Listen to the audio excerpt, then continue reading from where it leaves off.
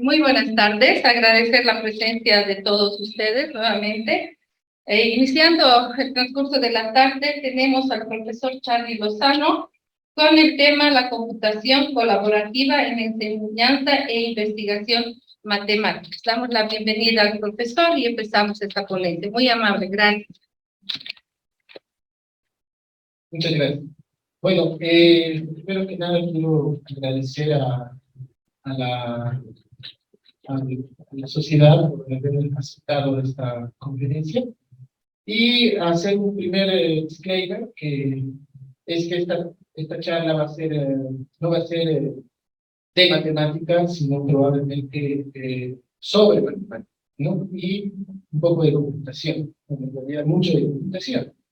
Y un poco también atendiendo la temática que había propuesto la sociedad, que es la de hablar de la educación y la matemática en particular en tiempos de COVID, ¿no?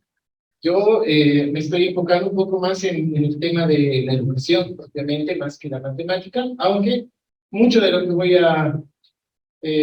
les voy a hablar, lo que les voy a comentar, tiene que ver también con la parte de la investigación, que es otra de las actividades importantes que desarrollamos en la carrera de matemáticas.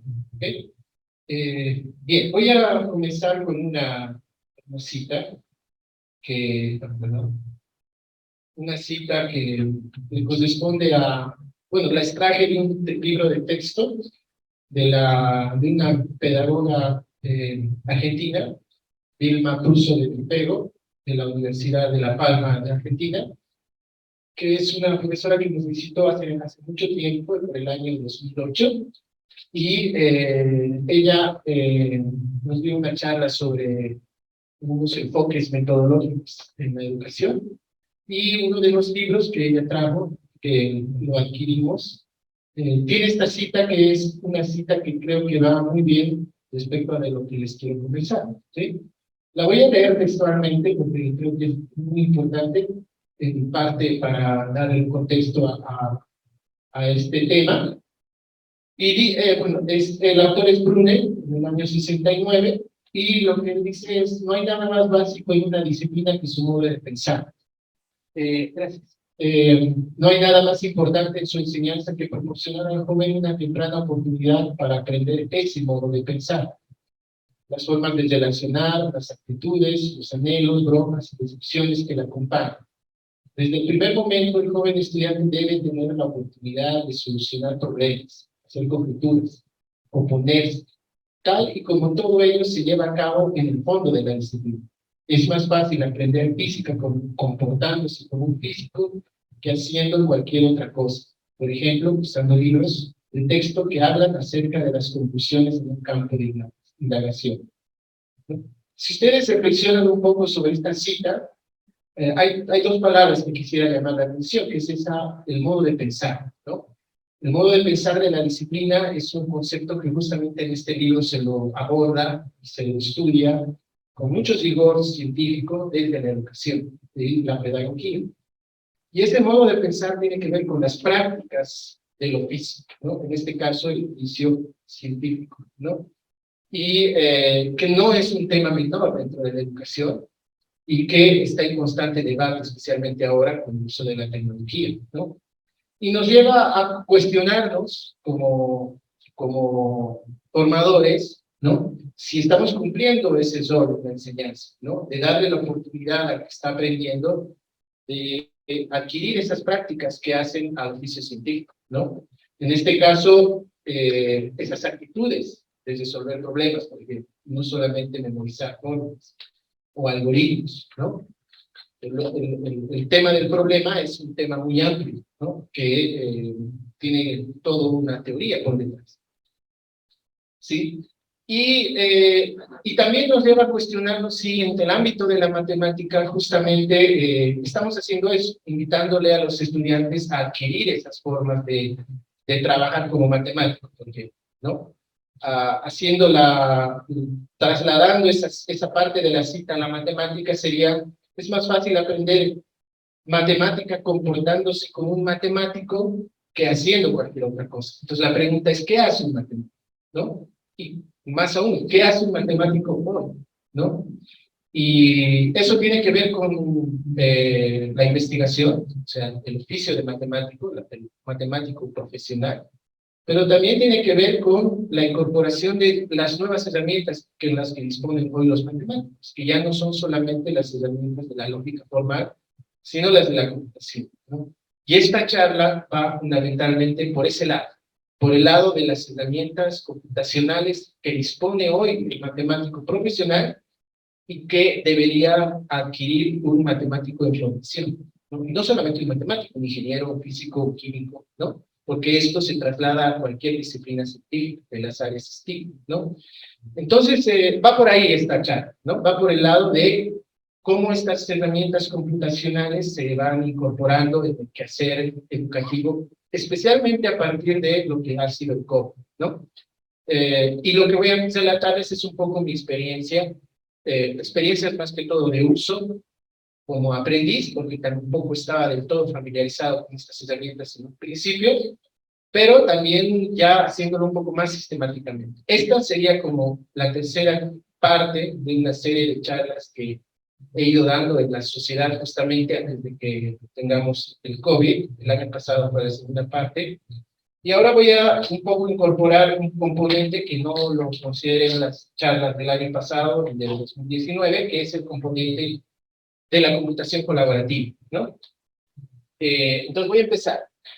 Para un poco dar contexto a esto, quisiera señalar que en la universidad nosotros tenemos 4 actividades que realizar a los docentes, que son la investigación, por un lado, la interacción social, la docencia y el apoyo. Y dentro de lo que es el apoyo a proyectos que están institucionales que tenemos, como la Olimpiada, como las ferias, ¿no? que organizamos allá en La Paz, y también el apoyo administrativo, que tiene que ver con la organización académica de la carrera, tiene que ver con los horarios, las materias, los ambientes, en fin. Estamos nosotros ahora actualmente apoyando esta parte administrativa, y es ahí donde ya entra de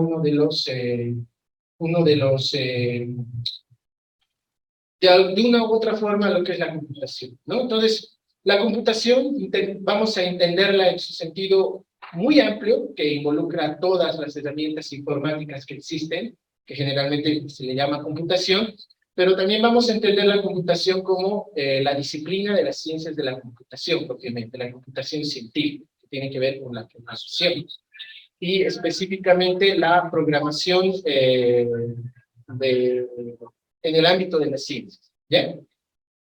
Y dentro de la parte administrativa, por ejemplo, ya en estos últimos años ya hemos comenzado a incorporar la computación colaborativa, que sería más apropiado decir informática colaborativa, por ejemplo, en la gestión de los horarios, ¿no? La gestión de lo que significa la parte académica de la carrera, ¿no?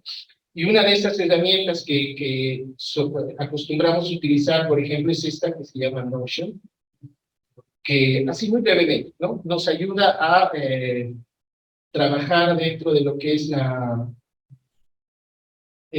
organización de los horarios, ¿no? Son bases de datos dinámicas, ¿no? Donde, por ejemplo, aquí les voy a mostrar los horarios de este año, ¿sí? Que son organizados todos a partir de esta herramienta, que es una herramienta de informática colaborativa, ¿no? Ahí están todas las materias, los horarios, mucha información, las páginas de los grupos de WhatsApp, los auxiliares, y cada materia tiene su link propiamente, y cada docente se lo puede incorporar para que colabore de tal manera que un docente cualquiera pueda, por ejemplo, en la página de los docentes, ¿no? Un docente cualquiera pueda tener su propia página. Creo que aquí está el compañero Fernando. Y aquí tiene una página donde está toda su información académica, su horario, y él, incorporado como colaborador, puede editar esto, ¿no? Entonces, si lo desea, ¿no? Entonces, esta es una herramienta de informática colaborativa que la utilizamos hace ya 2 años, 1 año y medio más o menos, cada semestre para organizar la carrera en lo que significa la parte académica, ¿no? Los horarios, y esto se va cambiando, cada vez se incorporan nuevos docentes, ¿no? Entonces, este es un primer ámbito en el cual se incorpora la computación colaborativa, entendiendo computación como la informática en general, ¿no? Entonces, es una herramienta de gestión, fundamentalmente, esto, ¿ya? Pero no ese es el tema principal de esta charla, entonces voy a volver a la presentación. Yo me voy a concentrar fundamentalmente en el tema de la docencia y la investigación, ¿sí? Entonces, para eso voy a hablarles de una herramienta. Permítanme aquí activar un botoncito que no he activado. Voy a hablarles de lo que son los cuadernos, ¿ya? Lo que son los cuadernos, lo que han sido lo que fue y lo que es hoy los cuadernos, ¿sí? Los cuadernos son entornos computacionales interactivos, ¿no? Voy a hacer una especie de recuento histórico de lo que son los cuadernos y luego voy a comenzar a hablar un poco más propiamente de las experiencias de uso, ¿sí? Los cuadernos son, esencialmente, esa es una definición aceptada comúnmente de lo que es un cuaderno interactivo y que tiene esos componentes, ¿sí? Que son la posibilidad de ejecutar código computacional, la posibilidad de incorporar textos descriptivos y la posibilidad de incorporar ilustraciones y datos, ¿sí? Esos son los tres componentes fundamentales de un cuaderno interactivo.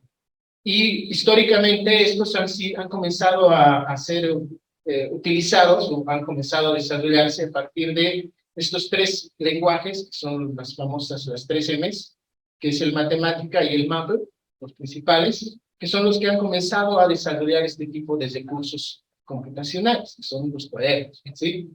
A partir del año 88 aproximadamente, la Wolfram Inc. desarrolla los primeros cuadernos, pero estas son compañías comerciales, ¿sí? Son softwares, son compañías de desarrollo de software comercial de alto costo, ¿no? Entonces, se desarrollaron con muchos recursos y hoy en día están muy consolidados en la industria, justamente por la calidad computacional que tienen, aunque poco a poco están ganando espacio justamente los recursos de los que les voy a hablar enseguida, ¿ya? Históricamente, esos son los primeros que han aparecido, los cuadernos comerciales, si quieren, de matemática y Maple, pero esto ha ido evolucionando, ¿no? Y un primer salto lo ha dado justamente la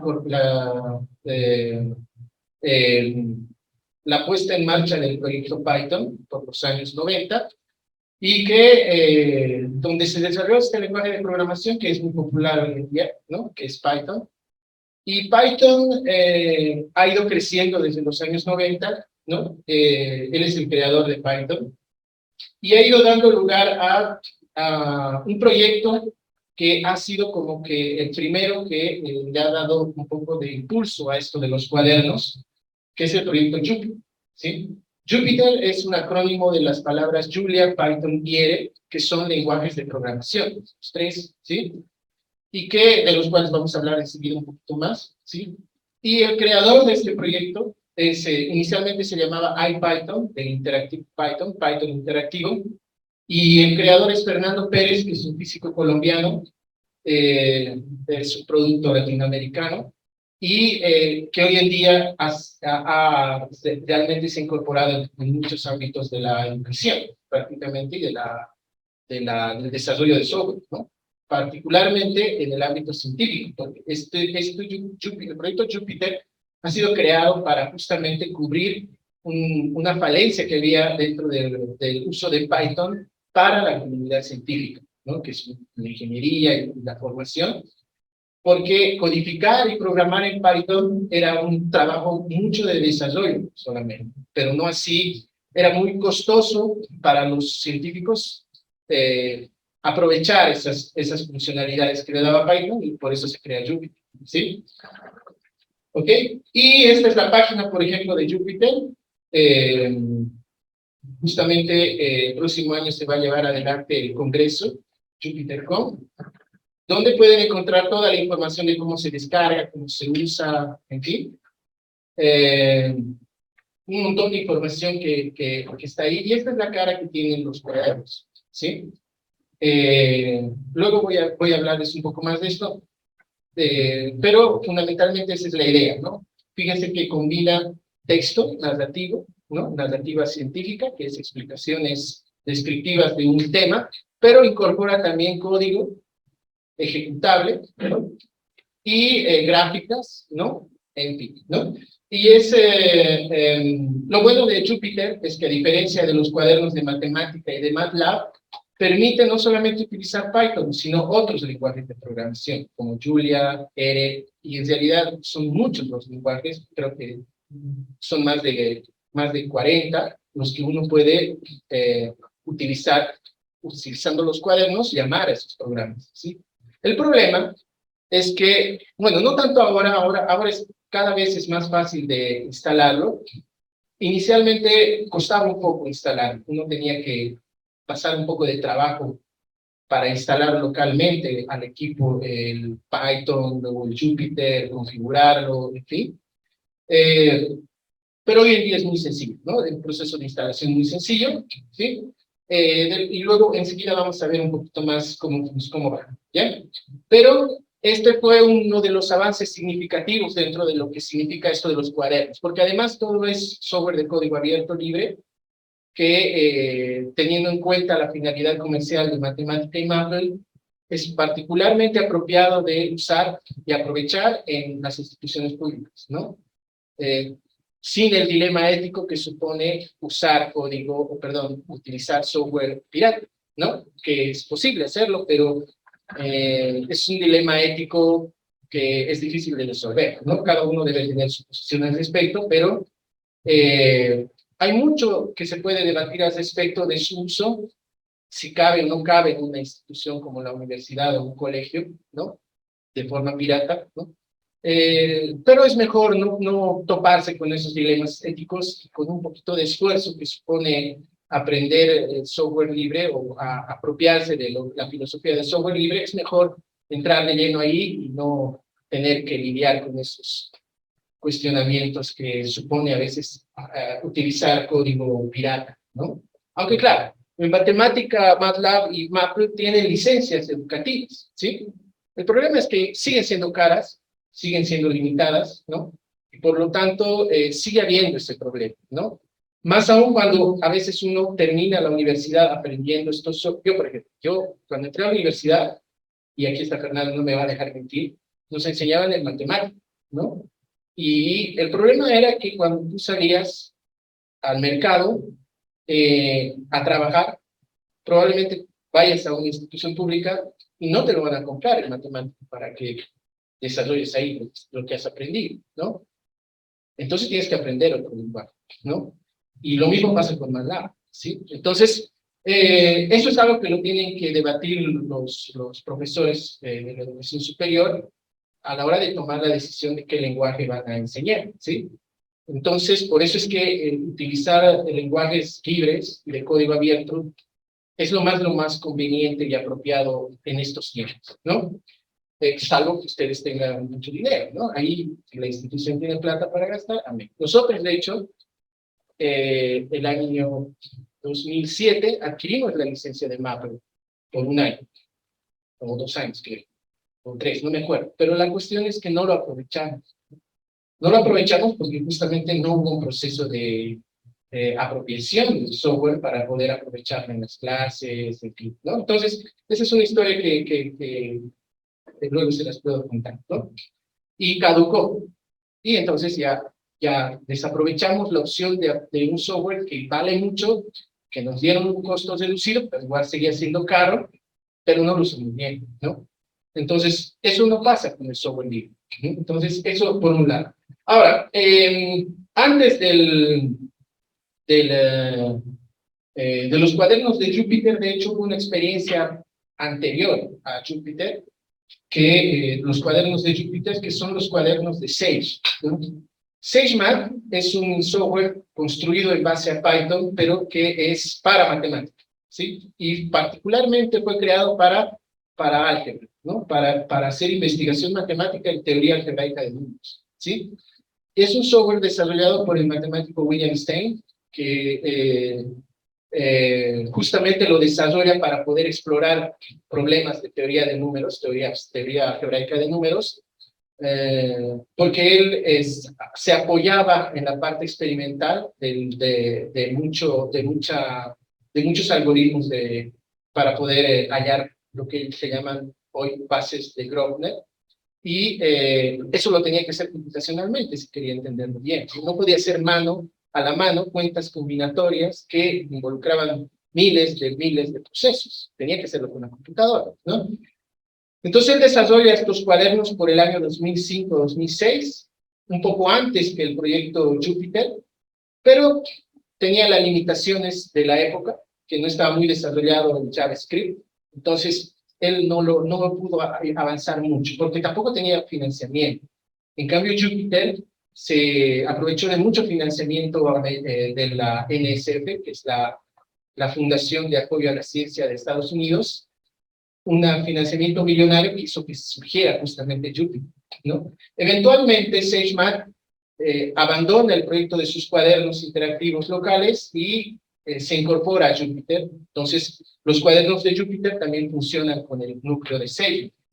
Pero SageMath es propiamente matemático, es decir, es Python con esteroides matemáticos, ¿no?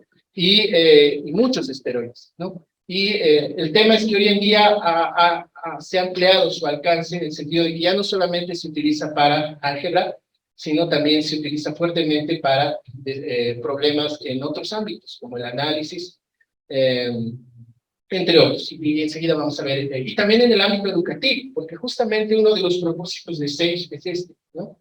SageMath nace con esta idea: ser un sistema de software matemático gratuito de código abierto, con una licencia abierta, pero que sea un competidor de justamente las 3 M's de las que habíamos hablado, ¿no?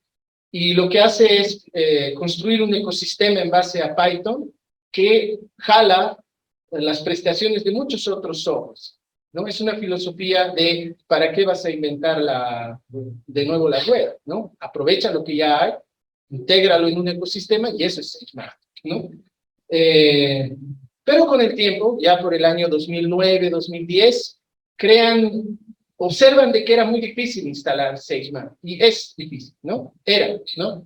Y comienza a madurar la idea de un servicio en la nube. Ya en el 2011, 2012, donde no estaba tan de moda esto de la computación en la nube, William Stein ya concibe una idea que le llaman SageMath Cloud, ¿sí? Que es, digamos, el origen de lo que hoy se llama Cocay, que es de lo que voy a hablarles un poco en extenso, ¿ya? Lo bueno del SageMath es, entre muchas de sus prestaciones, era eso, ¿no? Y bueno, entonces esto va creciendo, va desarrollándose mejor los lenguajes web, particularmente JavaScript, ¿no? Entre otros recursos computacionales informáticos para el desarrollo web. Crece tanto que al final, a partir de los años 2013, 2014, hay una especie de boom de lo que es la computación en la nube, ¿no? Justamente por esta evolución de las herramientas de web que hay, ¿no? Y ahí aparecen una serie de otras alternativas a los cuadernos de Jupyter. Una de las primeras que apareció fue el Markdown. Son cuadernos también, pero para ¿no? Funcionan para el lenguaje de programación E. Esta es la página, ustedes pueden... Bueno, esto yo lo voy a pasar después en la presentación. Y ahí pueden explorar, y esta es la cara que tiene, por ejemplo, el Markdown. Es más que todo un IDE, ¿ya? Es una interfaz de desarrollo, pero que sirve para poder trabajar con este tipo de documentos, que son como los cuadernos, pero que tienen algunas particularidades propias, ¿no? No trabaja con celdas, sino con un texto plano que se formatea y va obteniendo ese texto narrativo, código, etcétera, ¿no? Ese es uno de los primeros que apareció. Luego Zeppelin, que es otro servicio en la nube también, pero que tiene algunas limitaciones. Ahí ustedes pueden entrar a la página y ver de qué va, ¿no? Algunas de sus características están aquí, no les voy a alcanzar con eso, pero fue una de las primeras. Otra que se desarrolló mucho es esta Baker, que también utiliza cuadernos de Jupyter, ¿no? Y es para Python fundamentalmente. Y finalmente ya el SageMath del que les había hablado primero, crece y se desarrolla tanto que llega un momento en el cual su desarrollador funda esto, que es COCAL, ¿sí? COCAL viene de Collaborative Calculation in the Cloud, y es la evolución del SageMath Cloud, ¿sí? Donde ya se aprovecha de todo lo que es la potencia del desarrollo web de hace aproximadamente 4 años, 5 años, que nace COCAL, ¿sí?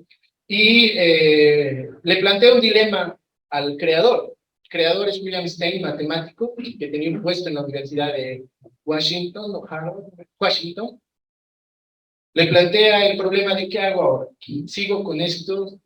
Porque él era profesor adjunto de su universidad, y estaba en el dilema de seguir desarrollando esto o dedicarse a la academia, ¿no? Él decide renunciar al puesto de profesor de la universidad y se dedica a tiempo completo a esto, ¿no? Hay un video que ustedes pueden verlo en las redes, su testimonio al respecto, ¿no? Ok, entonces, estos son, por ejemplo, un cuadro comparativo, no lo voy a explicar mucho, pero se sume un poco de las prestaciones que tiene cada una de estas herramientas, ¿sí? Eso lo tapo un poco, pero lo que tienen que notar es cómo varios lenguajes pueden utilizar este tipo de cuadernos, es decir, pueden hacer estadística con R, pueden hacer Machine Learning con Python, pueden hacer matemática con SageMath, pero el que mejor funciona para los propósitos matemáticos, si quieren, es el COCAL, que justo lo estoy tapando yo ahí, pero ¿lo puedes quitar eso? Sí, no, gracias, ¿no? Y bueno, eso es COCAL. Les voy a pasar esto y directamente ahí pueden entrar al repositorio de GitHub para poder comprender. Bueno, por ejemplo, entro aquí y me va a llevar al repositorio de GitHub de cada uno de sus proyectos, para que ustedes los puedan conocer un poco mejor, ¿ya? Igual aquí, por ejemplo, el de Jupyter. Este es el repositorio de GitHub donde van a poder encontrar toda la información de instalación, ¿no? Ok, entonces, un momento clave también dentro del desarrollo de estos cuadernos, que ya da origen a una nueva generación de cuadernos también, es el año 2002, ¿no? En la comunidad científica bueno, este es más un esquema de lo que significa cómo se utiliza la computación en el trabajo científico propiamente, ¿no? La parte matemática, que es la teoría, la parte experimental, que son los datos, y la parte, el marco matemático, el marco computacional que tenemos para hacer el proceso, ¿no? Ahí es donde entran los lenguajes de programación, y bueno, funciona. Pero había un problema, que es el del que les había hablado el año pasado, que es el problema de los dos lenguajes, ¿sí? Que brevemente quiere decir que generalmente hay dos tipos de lenguajes para la comunidad científica, ¿no? Hay los lenguajes con los que uno hace una primera aproximación a la codificación, que es el lenguaje de alto nivel, que son R y Python, por ejemplo, ¿sí? Pero cuando uno necesita escalar esos proyectos, o sea, necesita trabajar con miles de millones de datos, a veces no es apropiado trabajar en ese marco de R y Python y tienen que bajar a lenguajes de bajo nivel como C y C++, ¿no? Eso supone un doble esfuerzo al científico, que afecta la eficiencia y la efectividad de su trabajo. Y es ahí donde aparece un lenguaje de programación que es Julia, ¿sí? Julia es una nueva generación de lenguajes de programación que no tiene más de 10 años, pero que dice ahí el enunciado, ¿sí? Feels like Python, works like Lisp y pass like C, ¿no? Es un lenguaje de programación que intenta cerrar esa brecha entre los lenguajes de alto nivel y los lenguajes de bajo nivel. Los de alto nivel son muy fáciles de aprender, pero tienen un rendimiento deficiente, y los de bajo nivel son difíciles de aprender, pero su rendimiento es superior. Entonces, para cerrar esa brecha, estos cuatro, si no me equivoco, dos de ellos son matemáticos, Alan Edelman y Viral Shah, son matemáticos y los otros dos son de ciencias de la computación.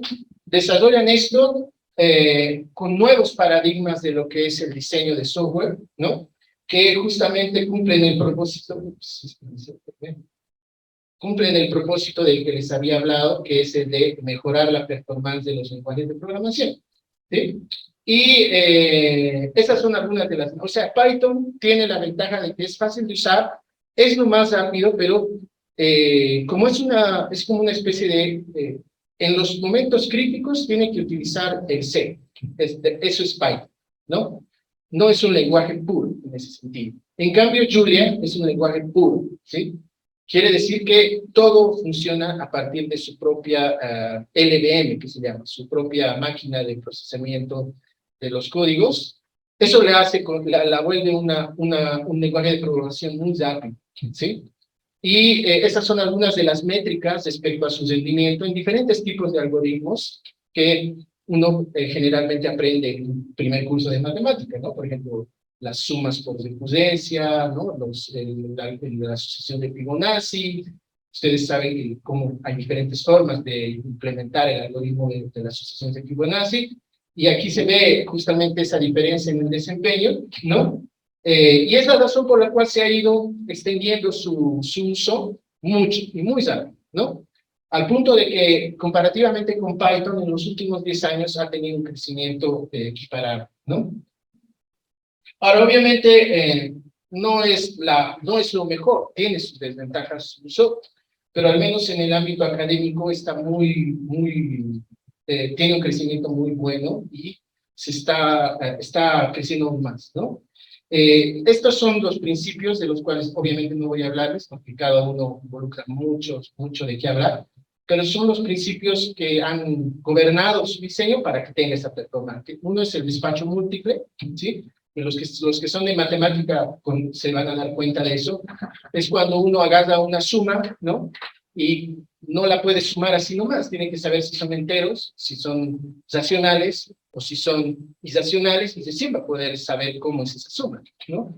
Esa idea de la matemática se incorpora en el diseño del lenguaje de programación y crea esto que se llama despacho múltiple, y la programación funcional, que ya tiene mucha historia, crea justamente esa performance, ¿ya? No, aquí justamente también el tipo de datos, la estructura de tipos de datos que está aquí. Esto se los voy a pasar para que lo vayan viendo, y el lenguaje mismo es muy amigable con el usuario, utiliza código Unicode, para las variables pueden usar letras como emoticons, ¿no? Entonces eso es algo que especialmente hoy en día, que se utiliza tanto el celular y los dispositivos como las tabletas, sirven mucho, ¿no? Entonces, ahí está toda una serie de ejemplos, no lo voy a mostrar eso, pero después lo podemos ver, ¿no? Y ese ecosistema creció, y estos son varios de los ámbitos en los cuales se utiliza actualmente Julia, particularmente en lo que a mí respecta y lo que yo he utilizado un poco más en biología, ¿no? Estos Julia Bio y Molecular Simulations son los que yo he aprendido a utilizar para los problemas del trabajo, ¿no? O sea, para los proyectos de investigación, ¿sí? Ok, entonces voy a pasar a una segunda parte, que ya es la experiencia de uso de esta herramienta.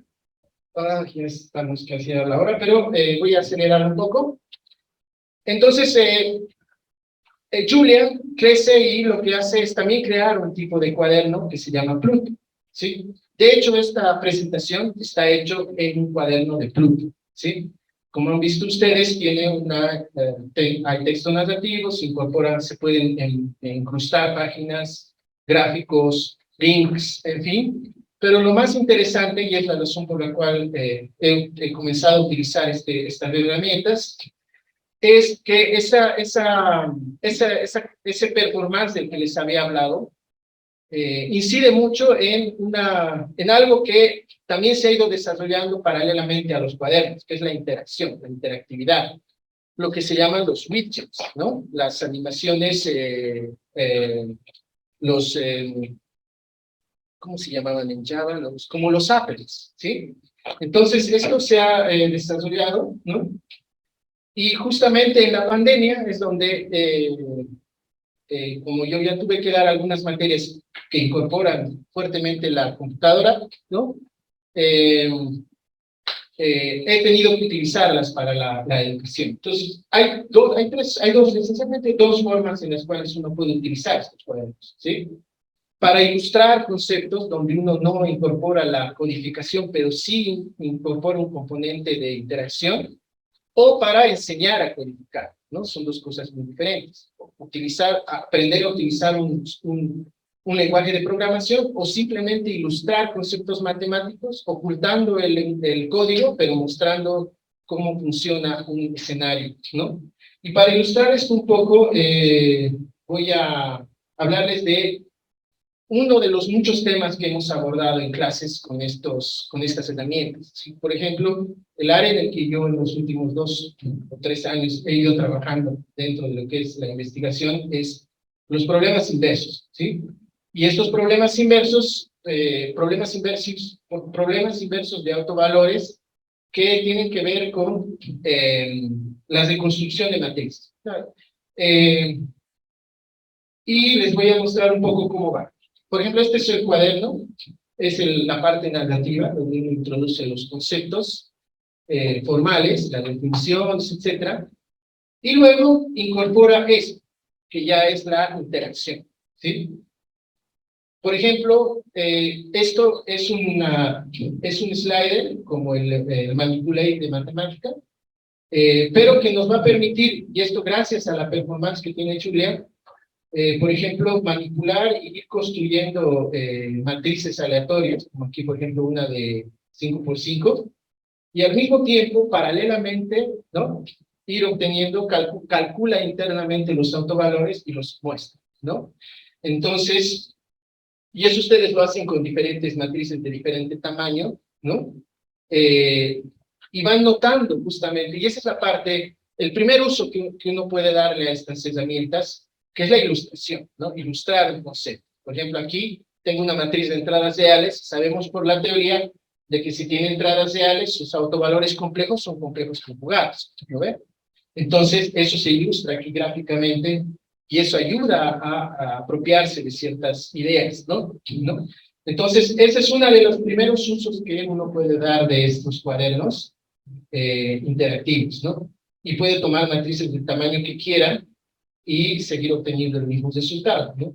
Hacer esto con con el Python, tiene un lag, ¿sí? Ese lag hace que a veces tarde en procesar los cálculos, pero Julia al menos los optimiza y no es tan, ¿sí?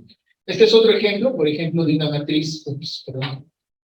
Este es un ejemplo de una matriz simétrica, ¿no? Entonces, ustedes saben, por la teoría de la álgebra lineal, que las matrices simétricas tienen autovalores reales, ¿no? Justamente eso es lo que uno puede ver aquí, ¿sí? Entonces, con diferentes matrices de diferentes tamaños, ¿no? Y así, por ejemplo, en el cálculo de autovalores, uno puede utilizar esto para poder ilustrar eso. Aquí, por ejemplo, tenemos otro, donde los sliders son las entradas de la matriz, ¿sí? Y donde uno puede ir manipulando las entradas para ver cómo eso afecta a los autovalores de la matriz, ¿no? Ya sea haciendo aparecer autovalores complejos conjugados, en fin, ¿no? Entonces, eso es una de las características que va a tener. Aquí, por ejemplo, podemos ver el polinomio característico de esa matriz y cómo manipulando eso uno puede ir viendo cómo es el polinomio característico, ¿no? Por ejemplo, movemos esto y ahí va calculando el polinomio característico y en ciertos casos va a tener autovalores todos reales, entonces tiene que tener 3 intersecciones, como ahí, ¿no? Se le puede observar. En fin, ¿no? Luego, eso dentro del ámbito de la educación, es decir, para la parte formativa, si quieren. Para la parte de la investigación, el ámbito en el cual trabajamos es fundamentalmente los problemas, se trata de eso, los problemas directos y los problemas inversos. Tiene que ver con lo anterior. Lo anterior, de lo que se trataba era de una matriz y cómo calcular los autovalores. De los problemas inversos es un poco al revés, permítanme la simplificación, es, dados los autovalores, cómo se construye una matriz que tenga esos autovalores y además tenga cierta estructura, ¿no? Sean triangulares, en fin, ¿no? Ese es el tema principal de investigación del grupo de investigación en el que estamos, ¿no? Y en ese ámbito hay varios problemas, ¿sí? Que están muy relacionados con otras áreas, por ejemplo, las ecuaciones diferenciales, particularmente los problemas de control, ¿sí? Y ahí, de nuevo, una de las asignaturas que hemos tenido que dar es ecuaciones diferenciales, ¿no?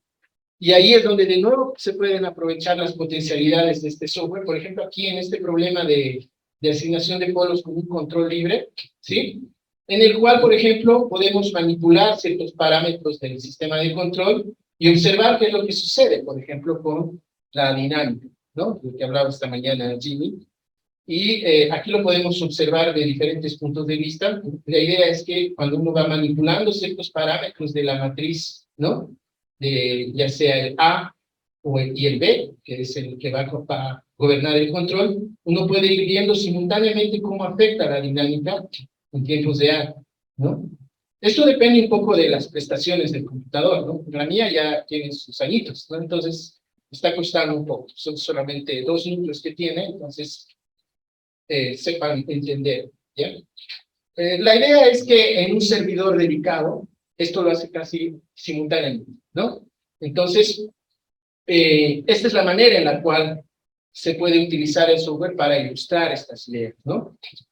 Y esto en un problema de control libre, pero también en diferentes tipos de problemas como en controles más complicados, ¿no? Por ejemplo, aquí tenemos otro ejemplo de cómo esto ya es de convergencia, ¿no? Lo que se intenta es tener un estado, ¿no? Y lo que se intenta es manipular el control para que pueda ajustar la dinámica, ¿no? Entonces, eso igual uno lo puede ir estudiando con este tipo de applets que lo va haciendo, ¿no?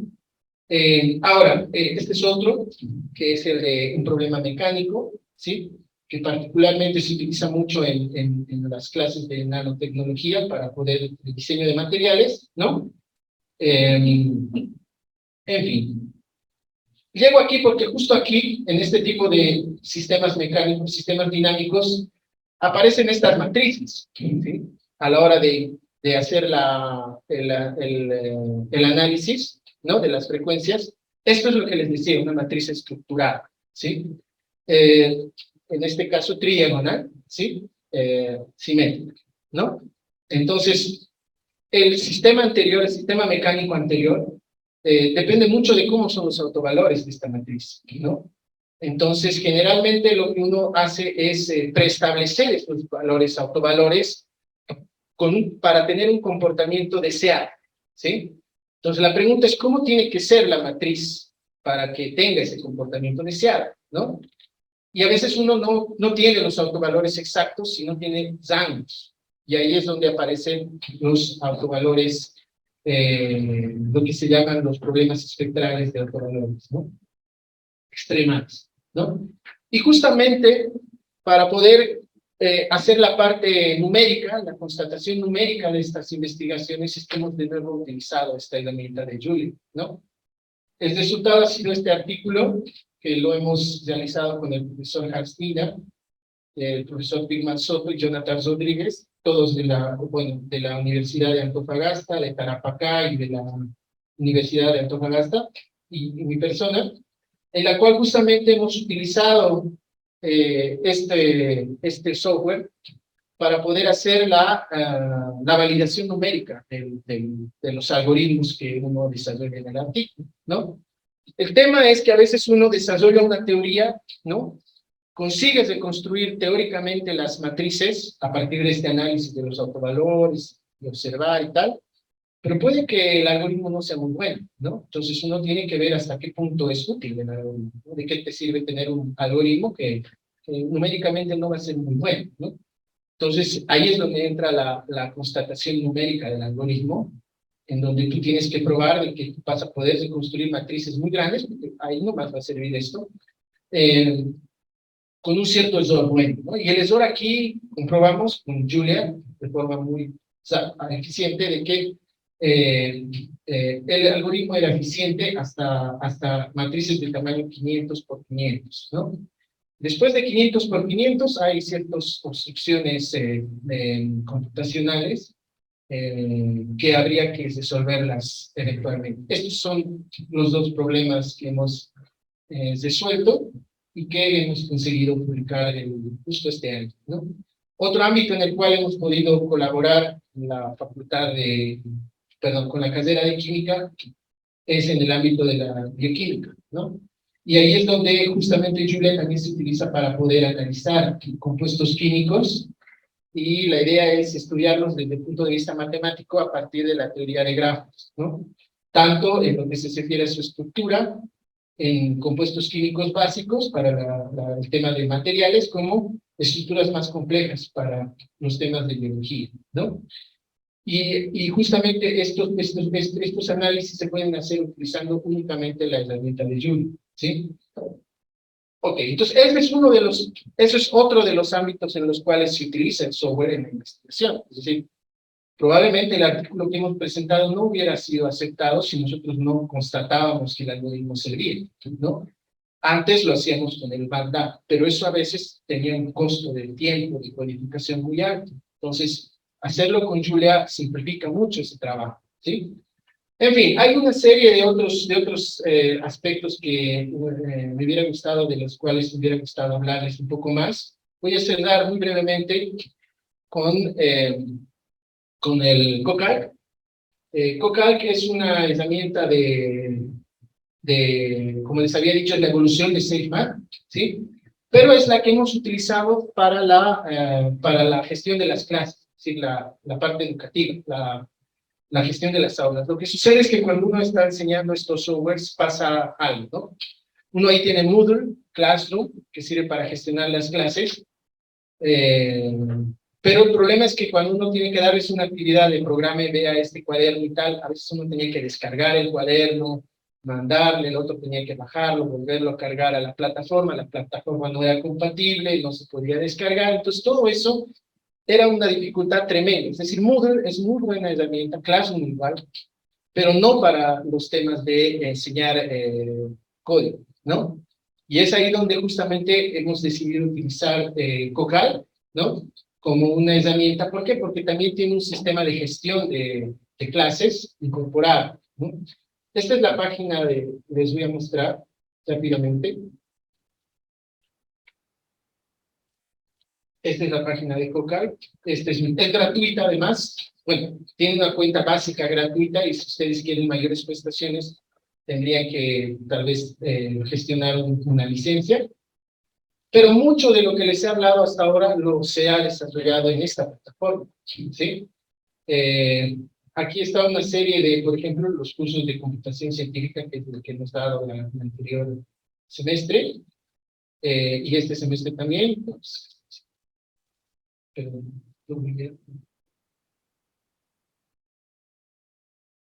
inicial, ¿no? Y aquí está todo de lo que les había hablado, ¿no? Esto tiene un montón de tipos de recursos que pueden utilizar, ¿no? Pueden, por ejemplo, trabajar con cuadernos de Jupyter, cuadernos de Sage, que son otro tipo de cuadernos para Sage propiamente. Pueden hacer documentos en LaTeX, en fin. Y lo interesante aquí es que pueden también gestionar cursos, pero cursos que tienen herramientas de autoevaluación, de lo que hablaba el profesor Zelos ayer, ¿no? Pero no tanto para producir textos, sino para evaluar, ¿no? Entonces, no me va a dar el tiempo para abundar mucho en esto, pero yo creo que ustedes pueden explorar aquí. La característica más importante que nos ha llevado a escoger esto es el componente colaborativo, ¿sí? Es decir, cuando uno abre, por ejemplo, una carpeta aquí, voy a abrir un cuaderno aquí, ¿sí? tiene un montón de herramientas para poder trabajar con los estudiantes de manera interactiva, simultáneamente, colaborativamente, ¿no? Por ejemplo, aquí, voy a...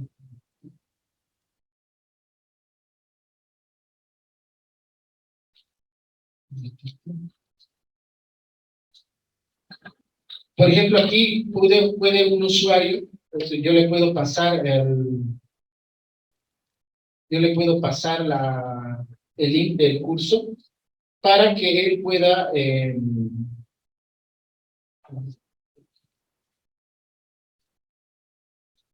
me parece más, ahora sí, ¿no?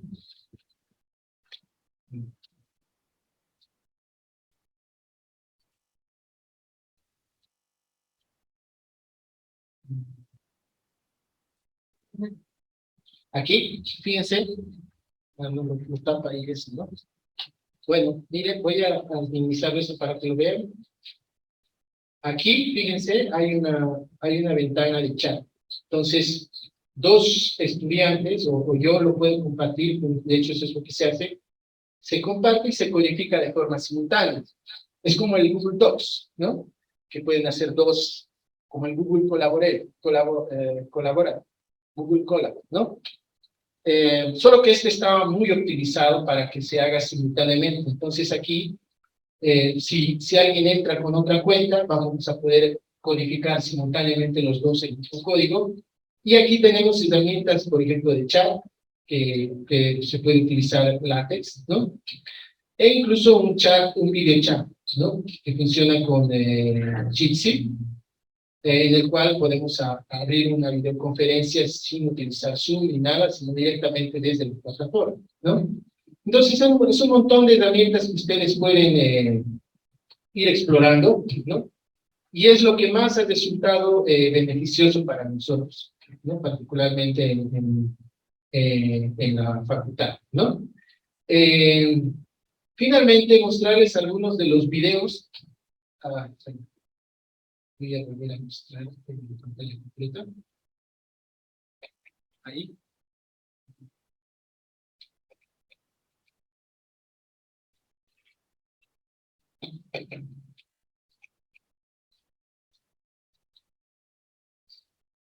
Ahora sí, ¿no? Algunos de los videos que justamente producto de las clases que hemos dado, ¿no? Se han dado varias disciplinas, por ejemplo, análisis de R, ¿no? Esto está en YouTube, lo pueden ver en extenso. Este es, por ejemplo, cómo hemos utilizado para la parte de sucesiones, ¿no? Este es un cuaderno de SageMath, en el cual se va indagando los temas de límite a partir de estos. Esto es con SageMath, porque al principio era más para las clases de la licenciatura en matemática, ¿no? Hemos utilizado SageMath. Esto es SageMath. Y con sliders para ver el tema de la convergencia, en fin, un montón de varias cosas, ¿no? Esta es una materia de tercer semestre de la licenciatura en matemática. Este es otro de los capítulos, solo para ejemplo, de cómo hemos utilizado. Luego hemos ido indagando un poco más ya en ecuaciones diferenciales. Este es un video de SageMath de nuevo, pero para ecuaciones diferenciales utilizamos estos cuadernos de Cocal, ¿no? La parte teórica, obviamente, pero incorporábamos también la parte computacional, haciendo código, verificando, graficando, en fin, ¿no? Esta es la materia de geometría diferencial, que ya involucra utilizar gráficos, ¿sí?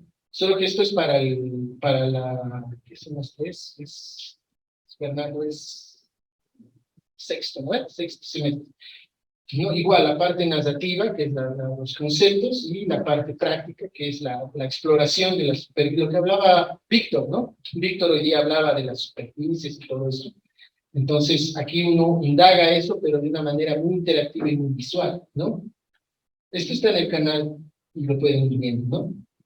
Luego tenemos, este ya es un curso, y esto es algo, un mito que hay que desdibrar, ¿no? Uno cree que la computación solamente sirve para la matemática aplicada, práctica y qué sé yo. Este es un curso de geometría no euclidiana, geometría riemanniana, ¿no?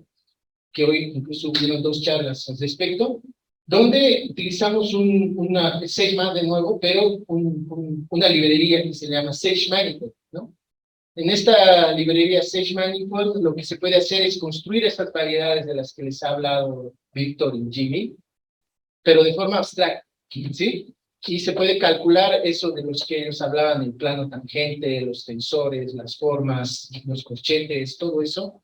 Ahora me está jugando una mala la internet, pero ustedes lo pueden ir viendo. Por ejemplo, aquí, de lo que se ve una forma, cómo se va calculando las cartas coordenadas, en fin, no sé por qué no está, ahí está, ¿no? Ahí voy a irme a alguna parte donde esté ahí. Por ejemplo, esta es la parte donde uno calcula los cambios de coordenadas, ¿no? Puede cambiar de esféricas a cilíndricas en una superficie, en fin, todo de una manera formal, ¿no? Eso lo pueden ir viendo. Ok, este ya es Julia.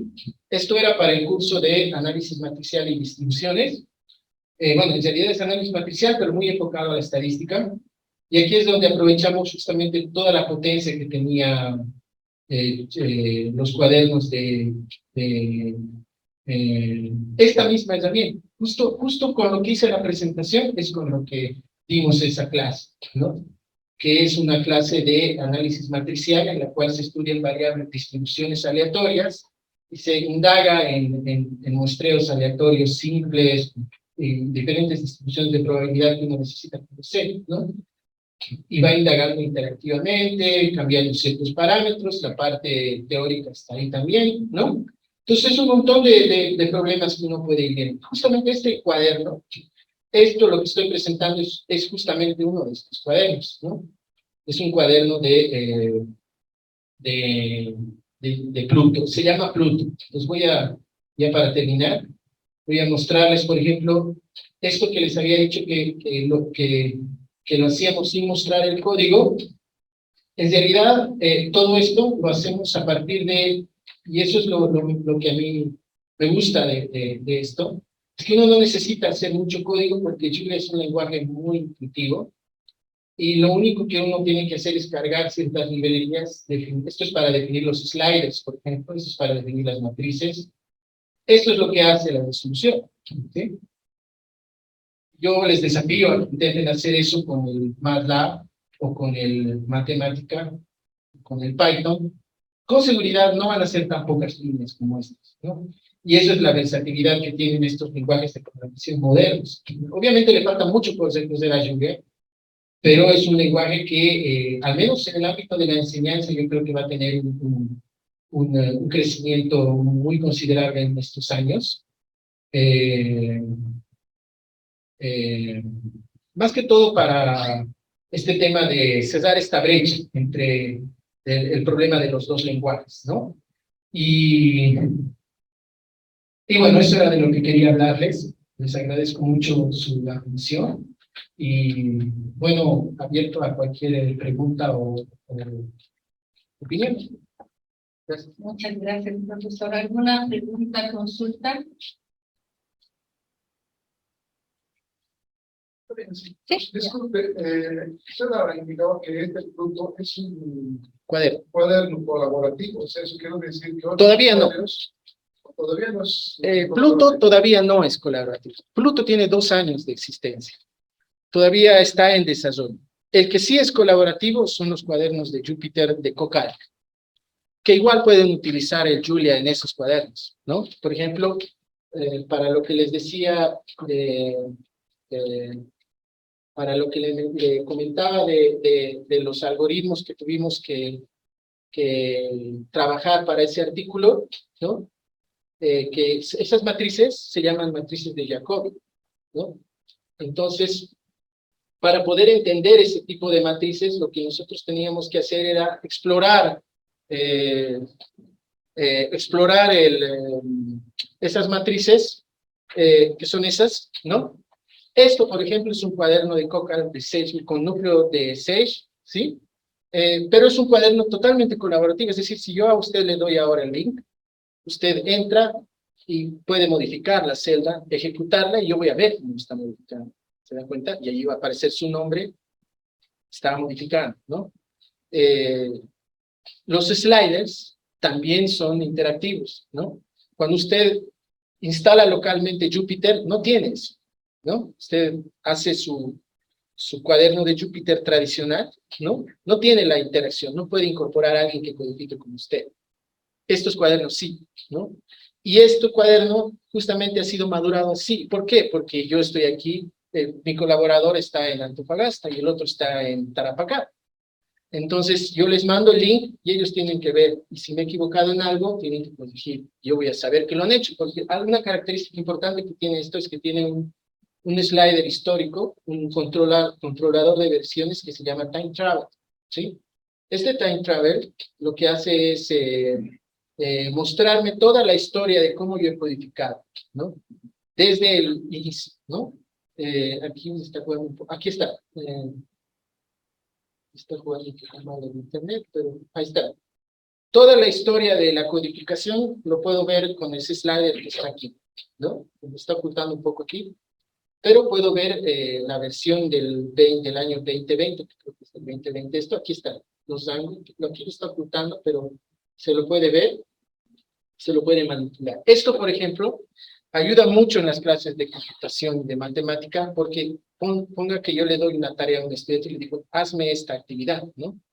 Como ese cuaderno está compartido, yo cualquier momento entro al cuaderno y retrocedo en el tiempo para ver cómo ha empezado, dónde se ha equivocado, cómo lo ha corregido. ¿Se dan cuenta? Esa es la ventaja que tiene el Time Travel. Usted ve toda la historia, porque esto lo va guardando cada 5 minutos, ¿no? Incluso cada 3, creo que se puede modificar. Entonces usted ve toda la historia, desde el momento en que ha puesto una letra, cómo ha ido mejorando el código. Digamos que le ha mandado a usted, y le ha dicho, esto podría ser. Usted va, entra ahí, le pone un comentario y dice, mejora esto.